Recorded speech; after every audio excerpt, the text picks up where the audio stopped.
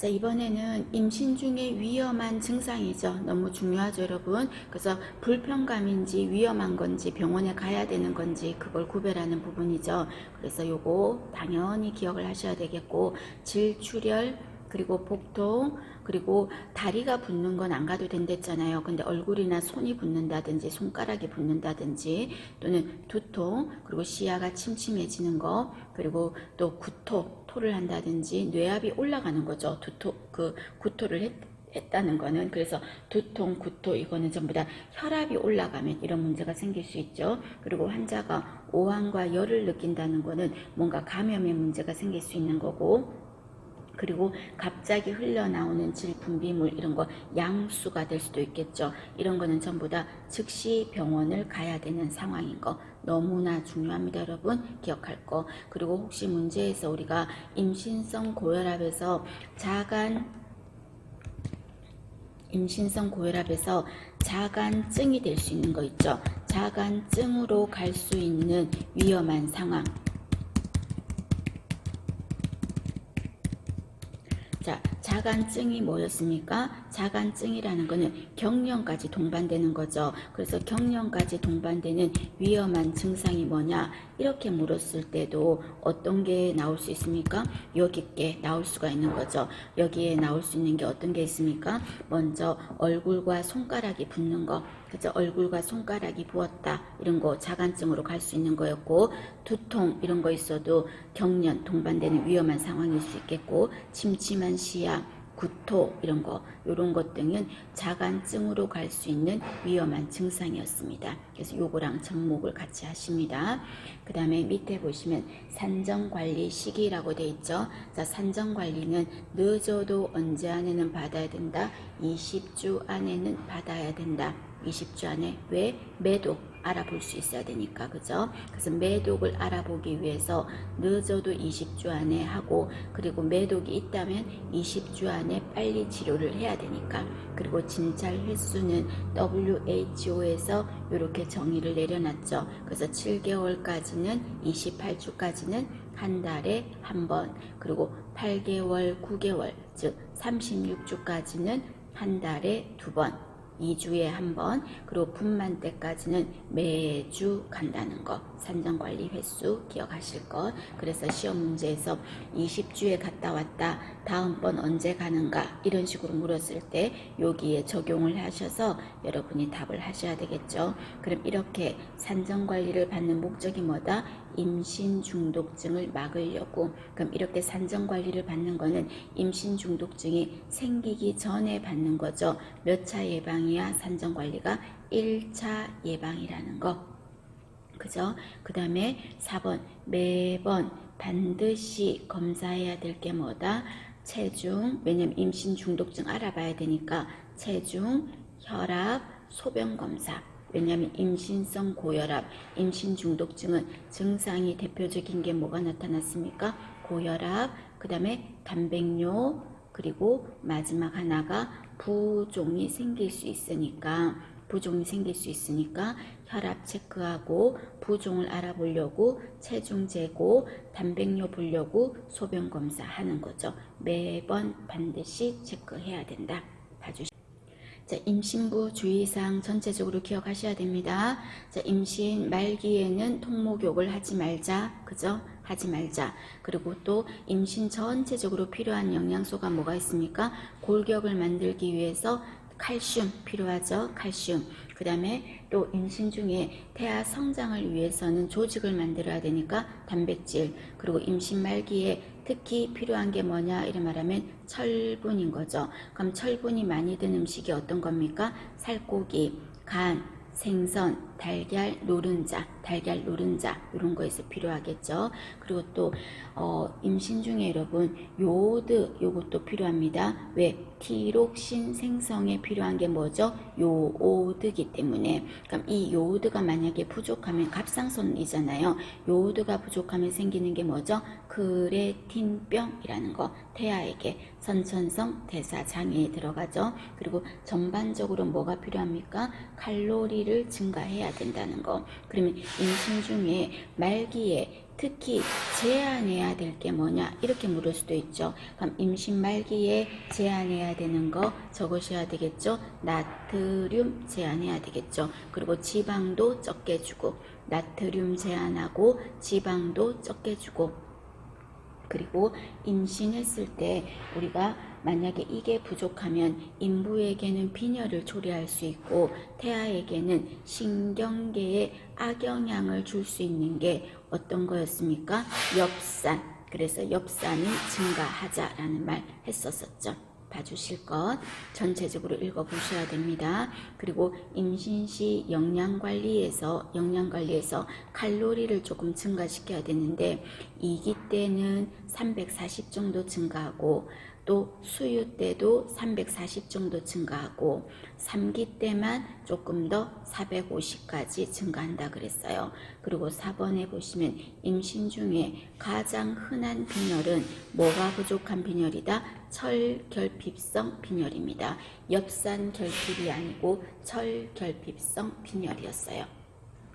그 다음에 5번에 보면 유방보호를 하자. 그럼 이때 유방보호는 왜 하는 거다? 모유 수유가 잘 나오려고 하는 거다. 어떻게 할까요? 후반기면 7개월 말 정도거든요. 그래서 보통은 유방보호를 언제 한다? 후반기에 하고 초임부는 5개월 정도부터 시작을 하라. 그리고 유두를 트레이닝 해야 되겠습니다. 유두 단련을 위해서 마른 수건으로 살살 문질러서 자극을 주고, 그리고 브래지어, 산모용 브래지어로 편하게 해주고, 함몰 유두 교정을 해주고, 그리고 7번 중요하죠. 소변이나 눈이 부었다. 이건 여러분 뭐가 걱정돼? 임신 중독증 걱정되는 거죠. 그래서 무슨 검사하자? 소변 검사를 실시하자 그 말입니다. 그 다음에 밑에 정상적인 태아의 위치는 어떤 자세다? 적으셔야 되겠죠. 두정이다. 그런데 만약에 두정이가 아니라서 태아의 위치를 교정한다면 7, 8개월 정도쯤에 하는 게 좋겠고, 어떤 자세다? 슬흉이를 취해주자. 그리고 자궁경부암을 진단하고 싶어요. 이때 진단하는 검사가 뭐죠? 파파니콜라우 검사라는 거죠. 그럼 이때 파파니콜라우 검사는 어떤 자세를 해야 됩니까? 절석이, 세석이, 부인과 진료 자세를 취해야 되겠죠. 방광을 비워야 되고, 검사 전에 12시간 정도 동안은 질세척 하지 말고, 왜냐면 분비물로 검사하는 거니까요. 윤활제로는 뭐를 쓰자? 생리식염수를 쓰자 하는 게 자궁경부암 진단 검사였습니다. 기억하실 것. 그 다음에 밑에 보시면 산욕기라고 적혀 있죠. 산욕기는 분만 이전으로 돌아가는 시기를 말하는데 얼마 정도를 말한다? 분만하고 나서 6에서 8주. 그리고 비수유부, 젖 안 먹일 때, 그리고 경산부는 산욕기간이 어떻다? 적으셔야 됩니다. 더 길다라는 것. 길다. 산욕기에는 그런데 절대 안정한다 하면은 OX 맞는 말일까요? 틀린 말일까요? 틀린 말. X. 산욕기에 절대 안정 아닙니다. 산후출혈일 때는 절대 안정. 산욕기에는 절대 안정 아니죠. 구별하실 것. 그 다음에 산후통이라는 거와 산후출혈이 있죠. 여러분 이 부분에도 간호에도 조금 적고 매칭을 조금 해주시겠습니까? 읽어봐 주시면서 매칭해 주십시오.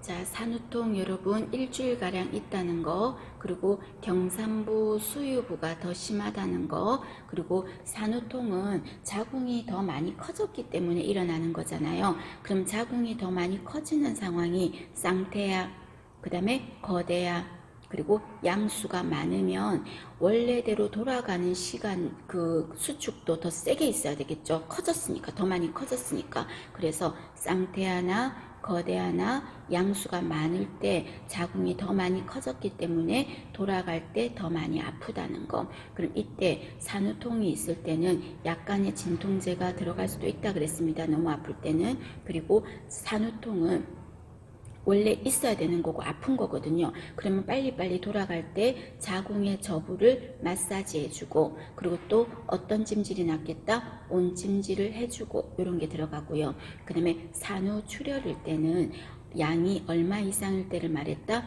500cc. 그리고 산욕기 사망의 원인 중에서 1이라 그랬어요. 그래서 모성 사망의 세 가지 원인에 어떤 게 들어갔다? 임신 중독증, 그리고 산후출혈, 그리고 산후감염 세 가지인데 그 중에서 1위가 어떤 거다?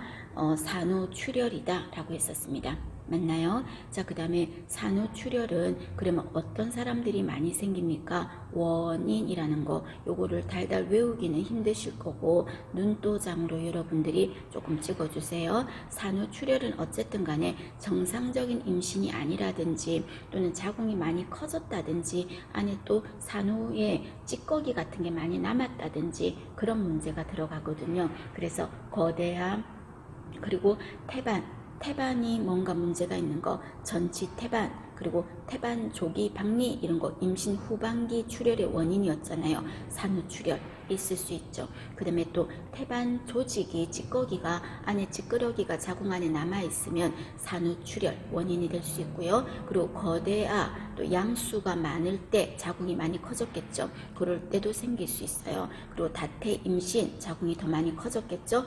출혈도 더 심해질 수 있어요. 그리고 난산이라든지 또는 여기에도 임신성 고혈압 이런 말 있죠. 이럴 때 출혈이 더 있을 수 있다. 그 말입니다. 그러면 여기서 꼭 기억하실 거는 간호가 되겠죠. 산후출혈일 때 간호. 그럼 이때 간호는 먼저 절대 안정이에요. 이때 간호는 움직이면 안 돼요. 출혈이 있을 때는 절대 안정이라는 거. 그리고 이때 쇼크가 일어날 거니까 출혈이 심하니까 어떤 자세? T포지션. 이게 제일 중요하죠. T포지션을 취한 다음에 의사에게 보고한다. 그리고 자궁의 어느 부분에 상처가 제일 심해요? 저부라 그랬죠. 거기서 출혈이 제일 많을 거야. 그럼 자궁 저부를 어떻게 해주자고요? 마사지해서 수축이 되어야 출혈이 덜 생길 거니까 수축이 잘 되게 하기 위해서 자궁 저부를 적으셔야 되겠죠. 마사지 한다. 그리고 자궁 저부에 뭐를 대어줄까요? 얼음. 왜냐하면 출혈을 막아야 되니까 얼음 적용하겠다. 그리고 도저히 그렇게 해도 수축이 안 된다면 약을 써서라도 일부러 자궁을 수축시키자. 자궁 수축제 투여하겠다. 그럼 이때 자궁 수축제는 이름이 뭐죠? 옥시토신이라는 거를 투여하겠다. 그리고 또 이때 출혈의 양상을 좀 봐야 되겠죠. 오로의 색깔, 양, 냄새 이런 것도 좀 보겠다. 이때 오로의 색깔이 적색으로 나오는 거는 3일간 적색으로 나오는데 그게 막 며칠 3일 지나고도 벌겋게 적색으로 나오는지 봐야 되겠죠. 그리고 또 이때 오로가 자체가 냄새가 생리열 냄새가 나야 되는데 이때 출혈이 심하면서 분비물에서 나오는 냄새가 막 쓰레기 썩는 냄새가 난다 이러면은 안에서 감염의 문제도 있겠죠. 그래서 오로를 관찰을 잘해라. 그리고 출혈의 양을 관찰을 잘해라. 그리고 또 당연히 쇼크가 일어나니까 바이탈 사인 같은 것도 측정해야 되겠죠. 그리고 이때 산후출혈이 꼭 자궁의 문제뿐 아니라 회원부에서 상처 났잖아요. 우리 절개했잖아. 그 자리에 혹시 찢어진 상처에 문제가 없는지, 절개한 상처에 문제가 없는지 이런 것도 확인을 하라. 그 말입니다. 되셨습니까? 봐주실 것. 자, 그 다음에 이번에는 유산의 종류와 유산시 간호예요. 자, 여기에도 유산의 종류, 유산이라고 하면 여러분 태아가 생존 능력이 없을 때를 말하니까 500g 이하. 그리고 얼마 이전에는 생존 능력이 없다고 본다. 20주 이전은 유산이라고 표현할 거다. 그러니까 유산의 종류, 유산시 간호, 그리고 임신 중절 수술의 부작용까지 여러분 꼼꼼하게 다시 한번 점검하셔야 됩니다. 자, 먼저 첫 번째 황체 호르몬이라 그랬어요. 황체 호르몬은 다른 말로 뭐예요? 프로게스테론이죠. 프로게스테론 주사를 맞고 안정을 취하면 유산을 막을 수 있다. 이건 무슨 유산이다? 절방유산이라고 하죠. 그럼 이때는 출혈이 어떤 식으로 출혈이 있다 그랬습니까? 별로 크게 복통이 있진 않으면서 무통에 또는 약간의 점적 질출혈이라고 했죠.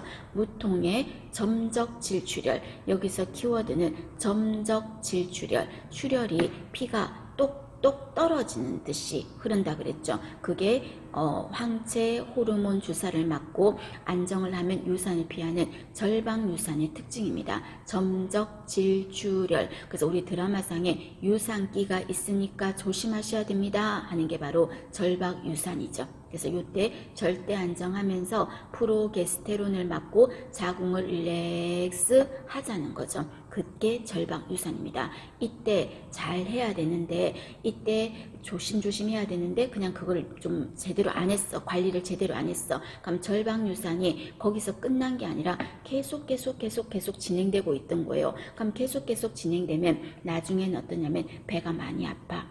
그리고 출혈도 이제 많아져. 그러면서 이제 어떻게 된다? 수정란이, 3번 먼저 볼게요. 수정란이 착상된 부위에서 떨어져 버려. 수정란이 자궁 저부에 자리 잡았죠. 거기서 떨어져 버려. 그럼 수정란이 자리를 잡은 데서 떨어져 버리면 살 수가 없어요. 그래서 이때 복통도 심하고 출혈도 엄청 심할 거야. 이런 유산을 이제는 피할 수 없다. 그 유산을 뭐라고 한다? 불가피유산이라고 합니다. 절방유산은 조금 조심했으면 됐었어. 근데 그때 관리가 제대로 안 되면, 진행이 되면 불가피유산이 된다는 겁니다. 되셨습니까? 자, 그 다음에 유산을 했을 때 유산하면 자궁 안에서 생긴 내용물들이 전부 다 깨끗하게 다 나가면 뭐라고 할까요? 완전 유산. 그런데 태아와 4번에 태아의 일부가 안에 남아있어요. 그럼 뭐예요? 불완전 유산이죠. 그럼 안에 찌꺼기라고 하긴 좀 그렇지만 부속물이 남아있잖아. 그럼 내용물이 안에 일부가 남아있으면 안에서 감염의 문제가 생길 수도 있겠죠. 그죠? 그런 게 불완전 유산입니다. 되셨습니까? 자, 그런데 2번은요, 여러분, 죽은 태아가 내가 임신을 했는데 어느 순간부터 임신의 증상이 안 나타나는 거예요. 가슴이 빵빵하고 속도 울렁거리고 이런 입덧도 있고 이랬는데 어느 순간부터 갑자기 안 해. 아직 근데 입덧을 할 때인데 이제 갑자기 어느 순간 안 하는 거예요. 그래도 이상한 줄 몰랐어요. 왜? 배가 안 아팠으니까. 또 하혈을 안 하니까 몰랐어요. 근데 산전진찰을 갔더니 거기에서 태아의 상태를 보려고 봤더니 태아가 이미 죽어 있어. 그거가 죽은 태아가 1달에서 2달 그 정도까지 배출되지 않고 자궁 안에서 남아있는 거예요. 죽은 채로 있는 거죠. 그런 유산을 뭐라고 한다? 계류유산이라고 하죠. 죽은 태아가 4주에서 8주 이상 안에서 머무르는 거죠. 그거를 계류유산이라고 합니다. 왜 몰랐냐면요. 배도 안 아프고 하혈도 안 하니까요. 근데 이런 사람들에게서 간혹 뭐가 날 수 있다? 코피가 나는 경우가 있다 하는 거죠. 계류유산 하면은 코피가 나는 경우가 있더라.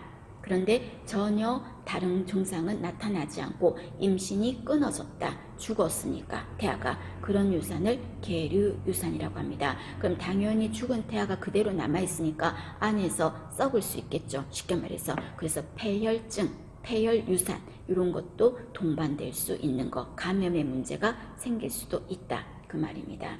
자, 그 다음에 우리가 유산이 여러분 자궁경관무력증 들어보셨잖아요. 자궁경관무력증. 자궁에 힘이 없어가지고 쪼여주는 힘이 없어서 아기가 아니고 수정된 거를 내용물을요 잃어버리는 거야. 자꾸 놓치는 거, 유산되는 거죠. 그럼 이때 유산이 한 번 유산되고 또 그 다음에 또 조심해야 되는데 또 유산됐어.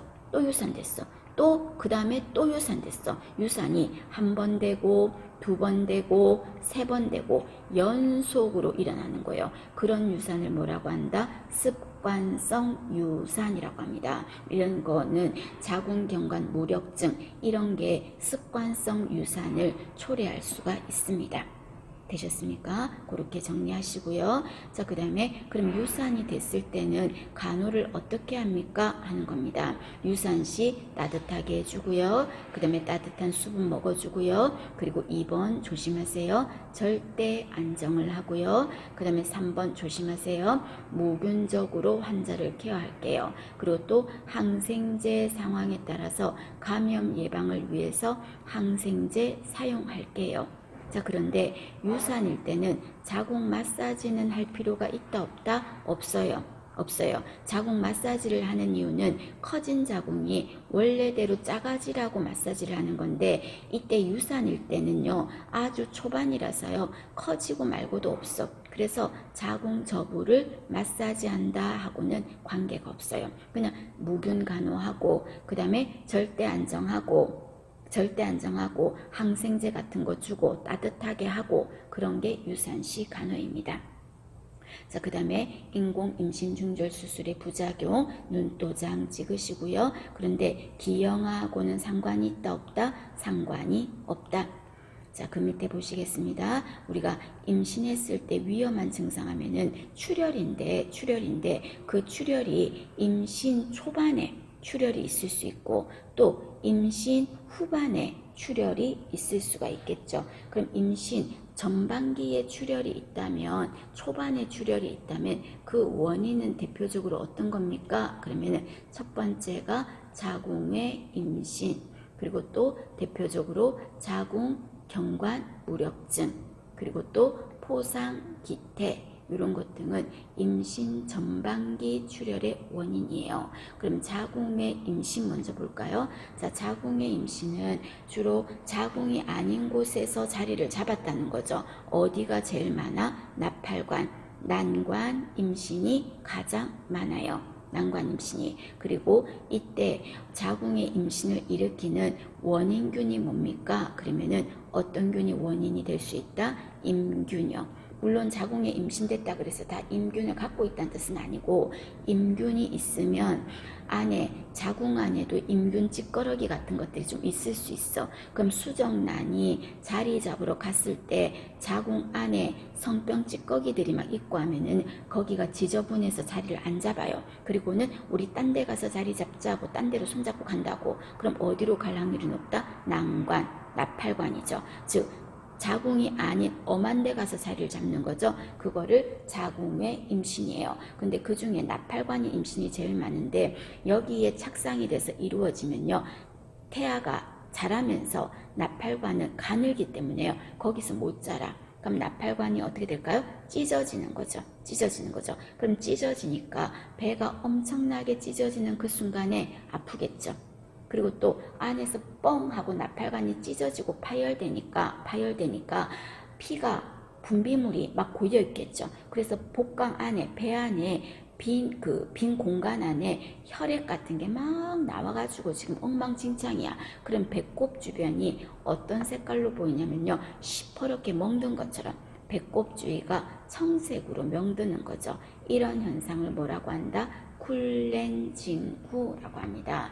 쿨렌징후 하면은 배꼽 주변이 청색으로 변한 거고 이거는 왜 생긴 거다? 나팔관에 임신이 돼서 나팔관이 찢어진 거죠. 그게 쿨렌징후예요.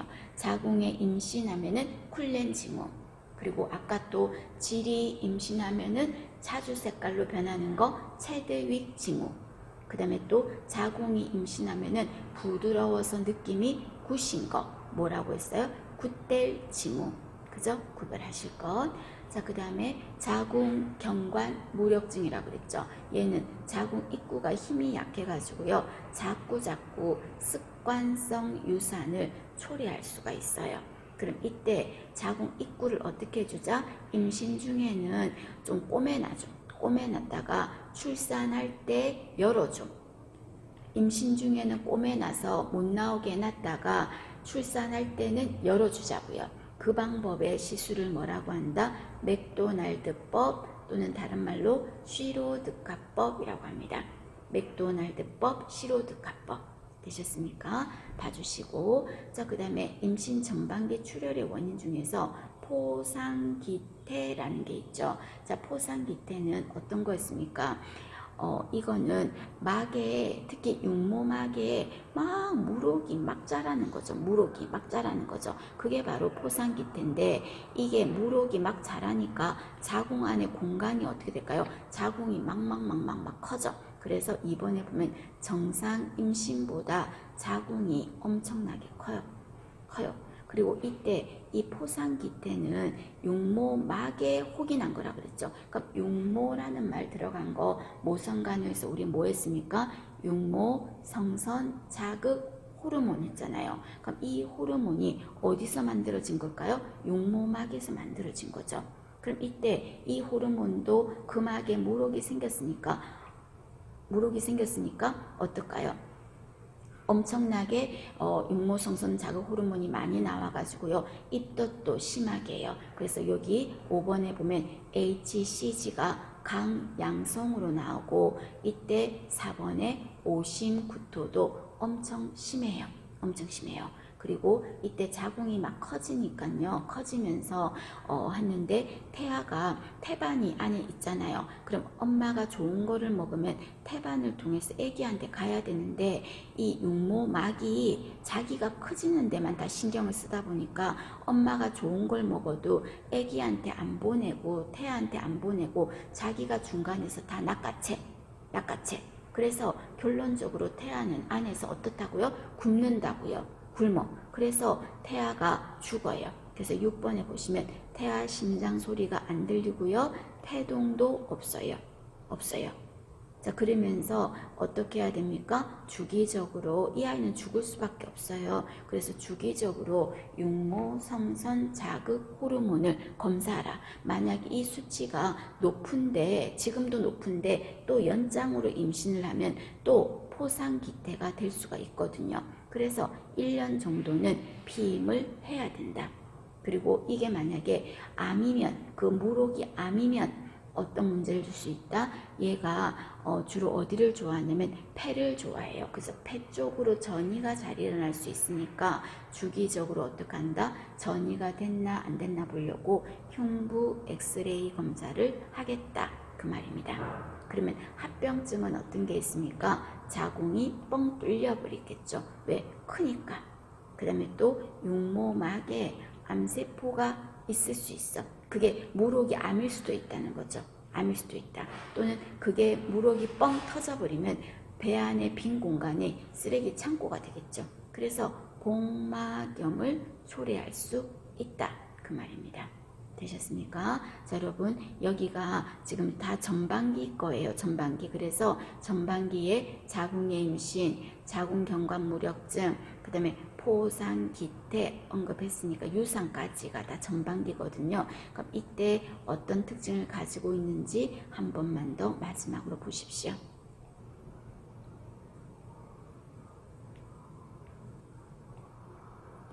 자, 이번에는 임신 후반기 출혈의 원인입니다. 자, 임신 후반기 출혈의 원인에는 태반이라는 말이 들어간다 그랬죠. 그래서 전치 태반, 그리고 태반 조기 박리해서 임신 후반기 출혈의 원인입니다. 그럼 이 후반기 출혈의 원인 중에서 첫 번째 전치 태반인 거죠. 그럼 전치 태반이 원래 어디에 자리 잡아야 되냐면요, 자궁의 가장 윗부분 꼭 집어서 말하면 어디예요? 자궁의 저부의 자리를 잡아야 되는데, 태반이 자궁의 아랫부분, 경부 아랫부분 쪽에 자리를 잡은 거를 전치태반이라고 하겠습니다.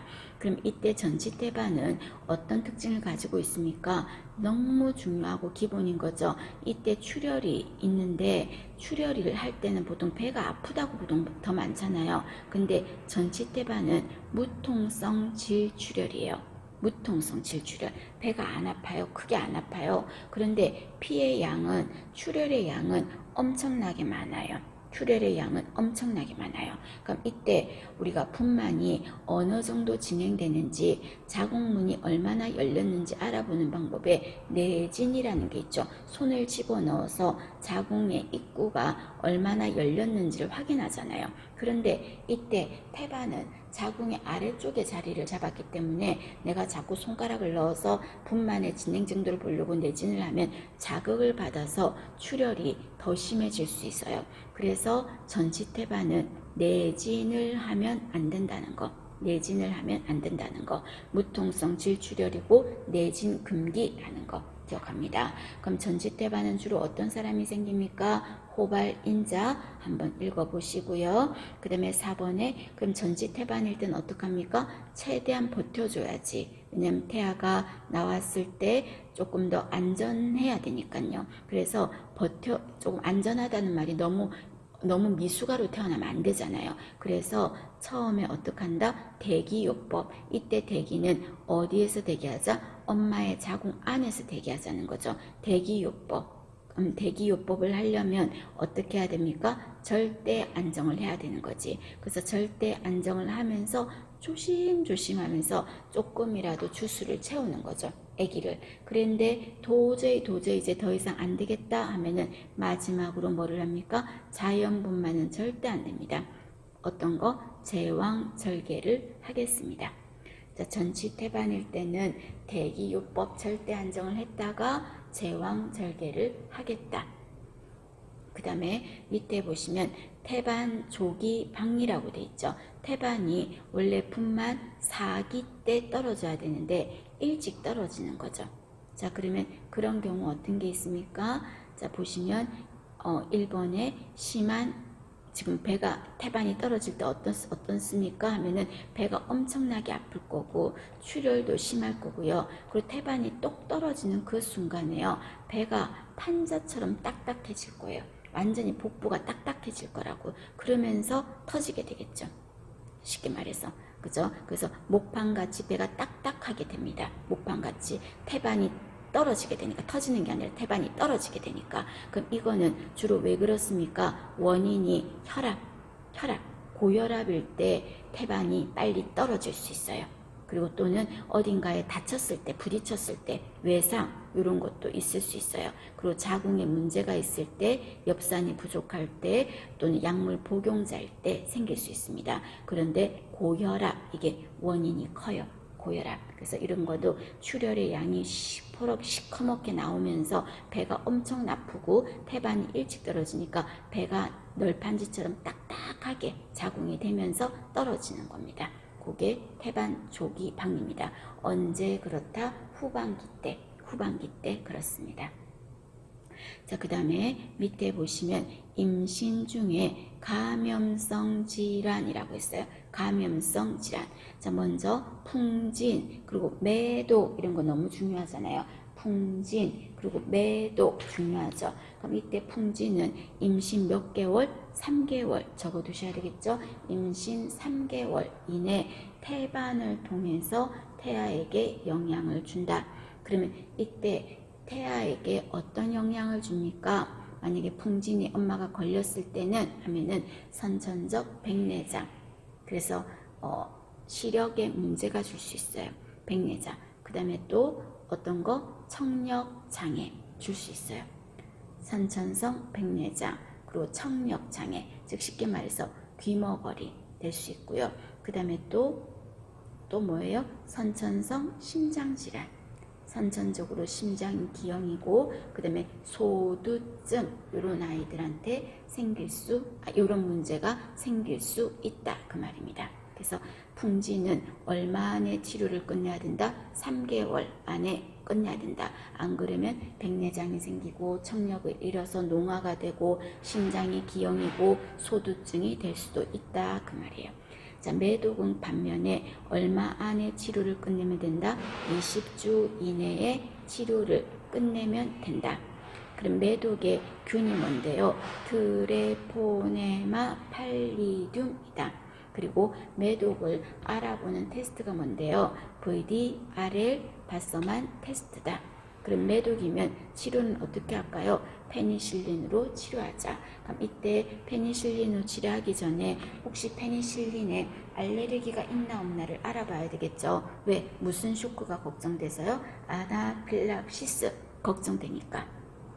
그리고 매독이 임신에 미치는 영향 하면은 아기가 태아가 유산될 수 있고 사산될 수 있고 조산될 수 있고 그리고 엄청나게 심한 황달 그리고 선천성 매독 아이가 될 수도 있다.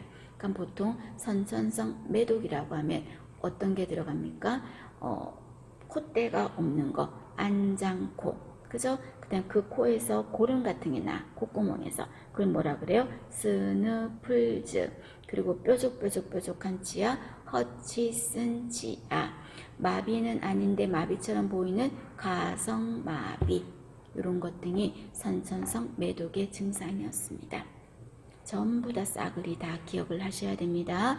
그 다음에 모닐리아 질염 이거는 백색의 허연색의 질 분비물 그래서 하얀 치즈 같은 분비물이 나온다 이 말입니다. 그리고 인부에게 가장 많이 빈도가 높은 거다. 모닐리아 질염 이게 엄마가 모닐리아 질염이 곰팡이균인데 이게 있으면 태아의 어디에 간다? 태아의 입에 가서 아구창을 초래할 수 있다라고 했죠. 아구창을 초래할 수 있다. 이때 아구창 치료제 어떤 거 썼어요? 젠센 바이올렛 그죠? GV라는 용액을 썼다. 그 다음에 고양이 하면은 어떤 거 떠올리죠? 톡소플라스마라는 거. 고양이 배설물 하면은 톡소플라스마 하고 떠올려 주십시오. 되셨습니까?